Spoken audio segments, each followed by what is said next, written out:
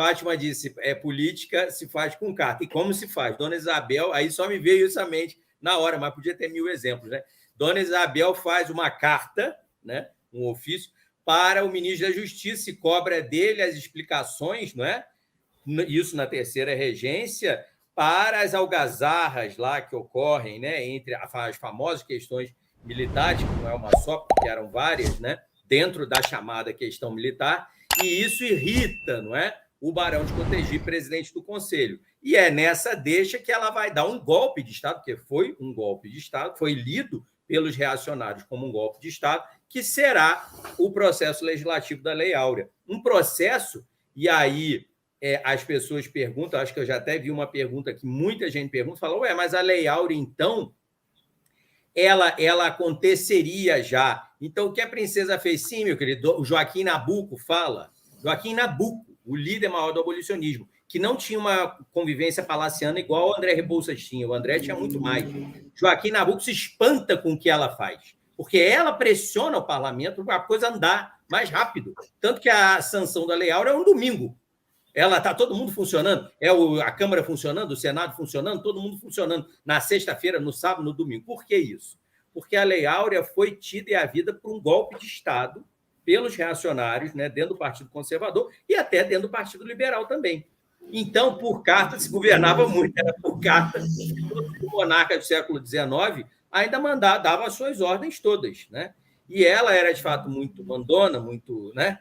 Então, é lógico que ela era muito polida, muito educada, muito princesa, mas todo mundo entendia que ela estava ali dando ordem, porque ela podia dar ordem, porque ela era no lugar do pai dela, ela estava no lugar do pai dela, né? Então, ela tinha a plenitude dos poderes majestáticos que a Constituição delegava ao imperador do Brasil. Ela era imperatriz, como diz o Barman, Roderick Barman, ela era imperatriz em exercício, né, naquela ocasião. E aí, claro, a terceira regência já é o início do terceiro reinado. É isso que, em Alegria e Tristeza, a gente tenta deixar isso bastante claro. E pegando aí no gancho do que Fátima falou, na cronologia isabelina e isabelista, que é bem grande também, e que não se adstringe, né, não se resume a somente Dona Isabel, mas a todos os isabelistas, né? Há muita gente que, né, enfim, chega aos dias de hoje, a memória, tanto dela quanto a memória que se faz daqueles que eram os seus apoiadores, né, os isabelistas, na memória isabelina e isabelista, né? Na verdade, a gente fala desses mega eventos que ela organizou em Petrópolis, que Fátima tem o artigo publicado. Por quê? Porque isso não tem nada de pueril, né? Imagina que feira, hoje em dia, hoje o Brasil continua sendo esse país agro, mas junto com o agro no sentido industrial, a gente também tem uma mentalidade, né, arcaizante, ruralista, né? Isso era o que imperava e reinava no século XIX. Então, o país era agro, e é agro até hoje. Isso ninguém pode negar, né? Mas imagino que era um evento, um mega evento que ela estava, ela e o marido, organizando, não é? Um mega evento agro, mostrando, não é? Não era um evento de botânica para ela e as amigas dela, não. Era um mega evento empresarial, agro. Então é engraçado isso hoje, né? As pessoas não compreendem, né? Ou então também não querem entender nada, né? Porque visão simplista, né? Existe uma má vontade com essa personagem. E aí entra uma coisa que até agora a gente não explorou, que dá para explorar se você quiser, mas que também é uma outra dimensão imensa dessa personagem, que é a catolicidade dela. Sim. Dona Isabel, de fato, tudo que ela fazia era como se fosse Robert, um amigo, que é grande pesquisador dela também, Robert Dabet, ele diz que a religião era os óculos de Dona Isabel, a cosmovisão dela era os óculos, né? Dona Isabel para o mundo era a religião. Eu acho que é até mais do que óculos, acho que era o olho mesmo. Na verdade, Dona Isabel não separava a religião da realidade política e econômica, por exemplo.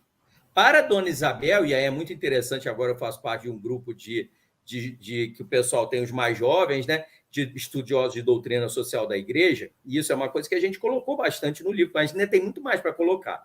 Para Dona Isabel, a Igreja Católica não era só uma religião entre mil, não era isso, não. Para ela, o catolicismo e o cristianismo, que são a mesma coisa, ela não achava que o protestantismo, por exemplo, era igual ao catolicismo, isso não, né? Por isso que Fátima diz, ela era plenamente do tempo dela. Ela não pensava com a cabeça do século XXI, nem do XX. Ela achava que o catolicismo era a verdade revelada, plena, etc, etc, etc. E para ela, o catolicismo não era só religião, era política, plenamente. Sociedade e economia. Então, ela acreditava o seguinte, doutrina social da igreja, puríssima. Inclusive, ela conviveu, só para vocês terem ideia, um dos muitos bispos que foi doutrinadores sociais da igreja foi preceptor da tia dela, Dona Maria II, isso lá na França. Mas Dona Isabel e Dom Gastão conviveram com muitos desses pensadores de doutrina social da igreja. E o que eles que diziam, e que vai dar na encíclica, né? Rerum Novarum, famosa, do Papa Leão XIII, que envia para ela a Rosa de Ouro, e que tem participação, né, no processo abolicionista do Brasil, blá, blá, blá, blá, blá. O que a doutrina social da igreja fala? Não ali no 19, fala há 1.900 anos, falava, mas ali vai começando a ser compendiada. Dizia o seguinte, olha, no caso do abolicionismo brasileiro, o Dom Macedo Costa, o bispo do Pará, que tinha sido da questão episcopo-maçônica, né? Enfim, ele é quem faz, não é, a leitura, não é, a homilia, não é, o sermão da missa da Rosa de Ouro para Dona Isabel. Então ele diz, não adianta libertar os escravos. E nem ela achava isso, nunca ela achava que a libertação dos escravos era um ato de império, como a gente fala no direito administrativo, um ato de império do soberano. Não é isso, não. Isso aí, gente, eu não vou nem dizer que é uma simplificação. Isso aí é uma burrice. A pessoa que diz que a Lei Áurea Não, imagina, a pessoa que pensa, não, que a Lei Áurea é uma lei, olha, é uma lei que tem 2 artigos, e que diz, estão libertas, é revogada, revoga-se abolir a escravidão do Brasil, revoga-se as disposições contrárias. A Lei Áurea não fez nada, mandou todo mundo para cá. Não, o que é isso? O que é isso? A Lei Áurea era um estatuto de igualdade racial que estava sendo dado em 2 artigos, porque senão a Lei Áurea ia conter indenização para os senhores. A Lei Áurea ia ter indenização para os senhores. Então, ela é uma vitória do movimento abolicionista. Então, gente, por favor, pelo amor de Deus, a Lei Áurea, ela é o que foi naquele tempo possível e respeitável, assim mesmo desobedecida em vários cantões do Brasil. E depois, o que é o day after, né? Que as pessoas tanto querem ouvir falar e que tanto a gente explora em Alegria esses textos. Era o ideário, o argumentário e o programa do Partido Abolicionista. Nada ia acabar com a Lei Áurea. Inclusive, os reacionários diziam que o Brasil ia acabar quando acabasse a escravidão. O Barão de Cotegipe dizia, coloquem no meu túmulo, aqui morre, aqui jaz um visionário que viu que o Brasil acabou porque acabou a escravidão. Mentira! O Brasil continuava. E aí você falou da economia, né? O Dom Antônio de Macedo Costa, ele diz, agora chegamos no dia seguinte da remissão, da redenção do Brasil. E isso é um texto entre 1000, né? E ele diz isso na missa da Rosa de Ouro, em 29 de setembro de 88, que era quando comemorava a lei do ventre livre também, 29 de setembro. E aí o que ele diz?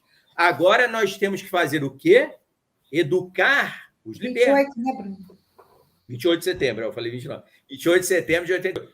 Agora nós vamos fazer o quê? Educar os libertos, tornar todos uma classe trabalhadora, com os seus direitos, com todas as suas garantias. André Rebouças estimava, planejava, estava fazendo o cadastro rural. André Rebouças era uma pessoa intimíssima de Dom Gastão e Dona Isabel. Então, esse terceiro reinado era tudo isso.